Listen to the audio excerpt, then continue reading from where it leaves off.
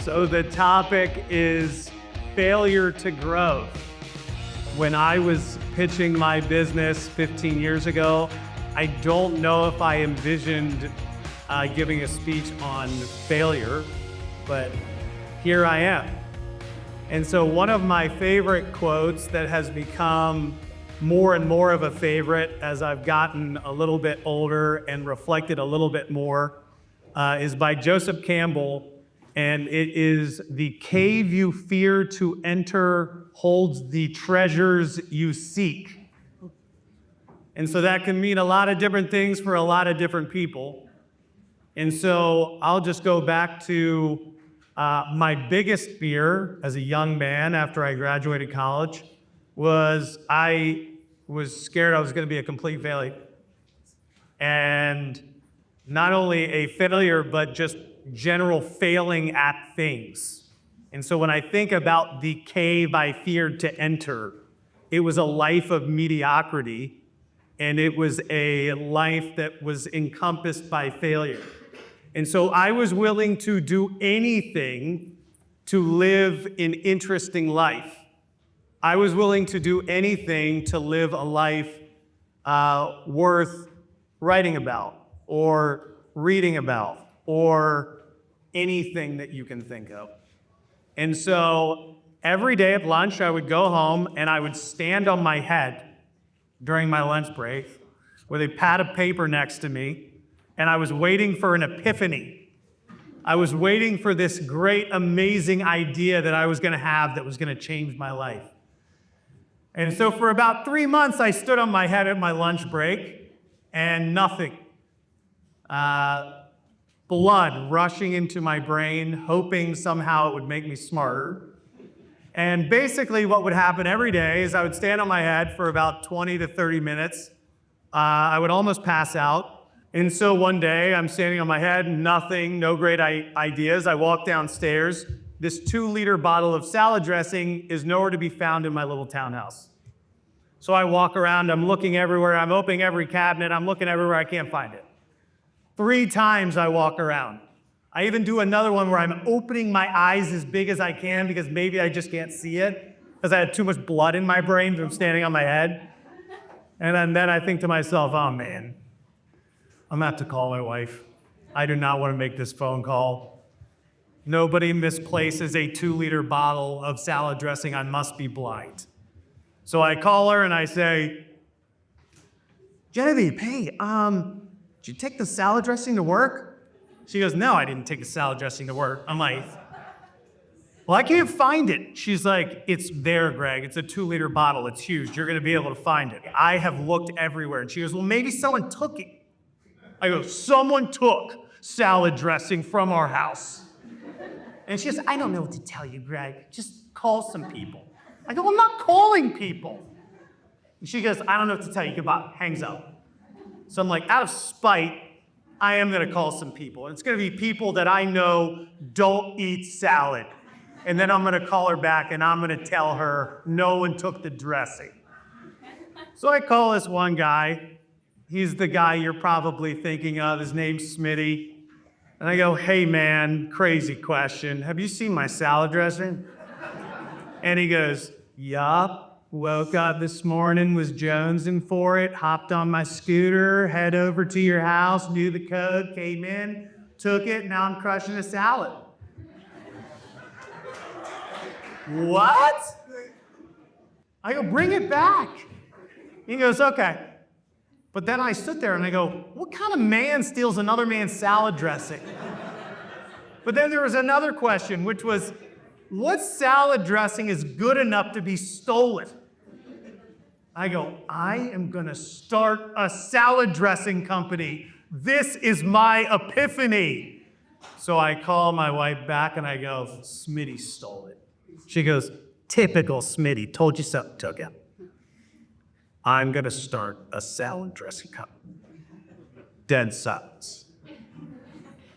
That's the greatest idea I've ever heard. This is going to work. What? Fast forward 3 months, and I am standing in a grocery store. I had convinced them that I was a world-famous food manufacturer. I had Googled my way into becoming an actual food manufacturer, and a crowd is building. And so the doors open and people run in. I'd never seen people so excited about a new grocery store in my life. And I'm just out there throwing out these samples. And the next thing I know, I'm out of salad dressing, 4 cases of salad dressing sold. So I go to the director of the East Coast and I said, hey man, I'm out of all that dressing. He goes, there's more in the back. I go, no, it's all gone. He goes, you sold 4 cases of salad dressing in 30 minutes. I'm like, yeah. He goes, go get more. I go, I gotta go make more. You said that was for the month. And he was like, all right, go make more and come back. So throughout that week, we ended up setting a national sales record, and we sold 650 bottles of one salad dressing in one store in 5 days. And so this moment of this can work happened. And so we then decided to double down and triple down and quadruple down. And then I found myself demoing at grocery stores all over the country. We got to the point where we won, we were Inc. Magazine's 35 Under 35, and then we were up for Entrepreneur of the Year. And so here I am demoing every weekend. But 2 hours prior to that demo being started, I called our tech guy because we were neck and neck with 2 other companies for Entrepreneur of the Year.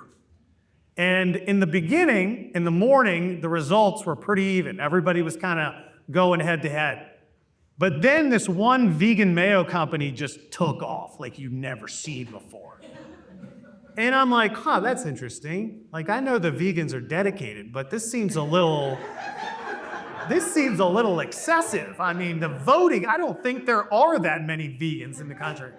So I put my social media guy on it. I go, why don't you check and see if something's going on here? Because we were neck and neck, and now we're losing by a magnitude of like 10.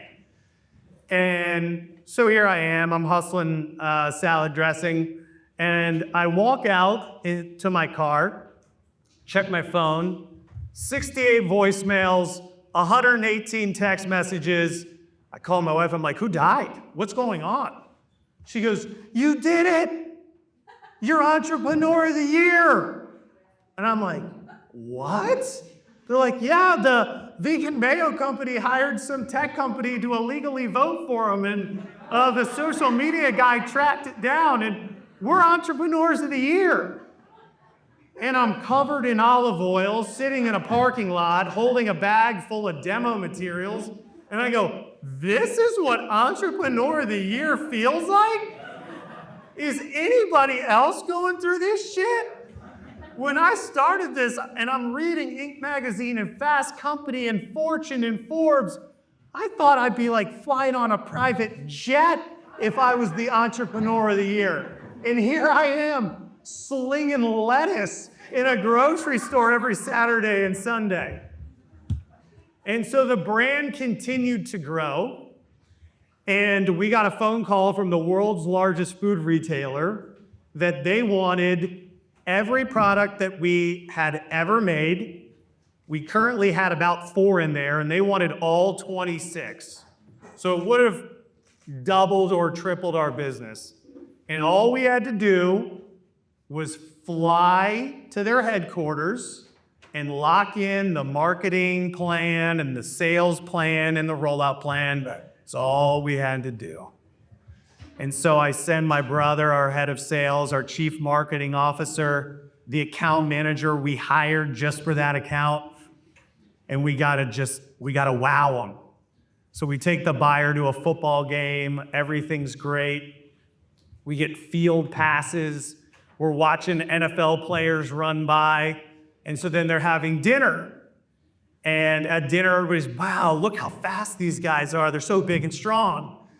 And so my brothers and I played college and professional lacrosse, and we're very, very competitive. And so my brother starts going, well, you know, I could have played the NFL if I wanted to. Yeah. And our chief marketing officer is like, no, you couldn't. So then there starts some banter, some money's put down on who can win and what. And thankfully, the grocery buyer, it's getting a little late, he goes home. And the bet and the competitive banter continues. So they go up to the suite and they bet money that my brother bet money that he could fold our chief marketing officer in a wrestling match in less than 1 second. So our account manager gets his phone out to film and he announces it. Ladies and gentlemen, let's get ready to rumble. And everybody's smiling. And then, kaboom. And my phone starts ringing. And it's 2 o'clock in the morning and I don't pick it up. And it's ringing and it's ringing. And I finally get to the phone. And it's our chief marketing officer. And he goes, I quit. And I hope this deal burns. And I hope you all rot in hell. And I'm like, what? So I call my brother. I'm like, what happened here, man? And he goes, we bet. I folded him just like I said I would. He was not happy about it. He quit. He went to the airport. And I go, it's 2 o'clock in the morning. There's no flights. I go, maybe he'll sleep it off. So the next morning, first call I get is from Chief Marketing Officer. He did quit. And so now the biggest deal we're ever going to have ever in the history of our business hangs in the balance. And so my brother calls me and I said, I don't care what you have to do to close this deal. I don't care what lie you have to tell. You get your mind right, and the only phone call I will be receiving from you is that it's done. He goes, roger that. So a couple hours later, I get a phone call. Greg, it's done. 26 products in the world's largest food retailer. And so we kept growing.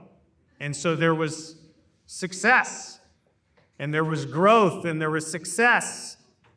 And then things started happening. We had to overcome obstacles, and we had to defend investor lawsuits, and then we had to navigate COVID, and then we had to navigate the supply chain crisis, and everybody was getting a little squirmy, and so people just wanted to sell it. They wanted to be done. This is getting crazy. We got to get out. So then they valued the business between 300 and 500 million bucks for the sale. And the sale did not happen. So instead of the sale happening, what happened was everybody decided to fight for the brand for themselves. And then after the 2 years of legal battles and chaos, it basically was sold off for peanuts. And in that failure, you start thinking about the journey. And you start thinking about what went right and why, what went wrong and why. And you start reflecting. And what I found in my reflections was that everything I ever learned on that insane, magnificent journey, the actual pursuit of the American dream, I learned overcoming obstacles. And I learned in those moments of failure, every trait I developed, every component of business strategy, all of that, it didn't come from the wins. And so as I was reflecting on that, I felt that it wasn't a failure. And I realized that failure, like beauty, is in the eye of the beholder. And so I started writing down the lessons that I learned. And I started writing down the stories that I thought were impactful for people. And now I wrote a book. People ask me, the number one thing they ask me is, if you could go back, what would you change? And I can honestly tell you, I would change nothing. And the reason I can tell you that is because when I look back on the man that I was at 25 when I started it versus the man I am today, I like this one way better. And I value things way differently. Don't get it wrong, don't get it twisted. When I was poor and 21, 22, 23, 24, eating peanut butter jelly sandwiches every day because that's all I could afford, the only thing I was focused on was building something of substance, changing my stars, making money, doing all of the things that I thought success was. And so, just like failure, success, like beauty, is also in the eye of the beholder. Because you could look at that journey and there were moments where like, oh my God, man, so successful. You have achieved success. And in reality, not until I had one of the most public shaming failures ever did I actually understand how significant and important the failure component is. Because we're scared of failure because of the pain that it causes. Because in reality, if you start doing all of the personality testing, you realize that it's not fear of failure, it's the fear of shame from failure. So it's not that you lost, it's the shame that you feel from losing. And so then what you think about is, so am I actually just scared of pain? And there's only one universal language across all species, and it ain't love, it's pain. And pain causes change. Pain causes you to adjust. Pain causes you to reflect. And not without the pain and the failure and the fear do you actually force yourself to grow. Because everybody in here wants to grow, but we don't want failure. We don't want pain. We all have fear, but this thing, the cave that you fear to enter, holds the treasures you seek. What I found was I went for this life and this journey of business, and I didn't get the things that I set out to get until I failed. Because when I was succeeding, I had none of them. And now I can take all of the lessons and I can implement them into the new ventures that I'm in, and everything is so much better. It's easier. It's more fun. There's more purpose. I have less fear. I don't care about failure anymore. Probably because I don't care about the shame component anymore, because my greatest fears were realized. And so when you're thinking about growing these businesses, and you're thinking about embarking on the journeys that you're currently trying to embark on, don't avoid the pain. Don't be scared of the failure. Because everything that's going to happen with that is going to make you better. It's going to cause growth. It's going to cause change. And every trait you're looking for to take these businesses to the next level, it will all come from that process, which is that hero's journey. And it will be painful. And there will be fear, and there will be failure. But when you come out the other side, you're going to come out the other side a person that you are going to be so proud of you're not gonna know which way is up. So as you embark on all of your ventures and the rest of your magnificent lives, and I know it's all gonna be wonderful, my message is not don't do it, right? Because I'm still doing it with a couple other ventures and the book and all this other wildness. The advice I have for you is don't be scared of the pain. Don't try and avoid the fear. Be okay with the failure because it's going to force growth, and that growth is going to be required for your success.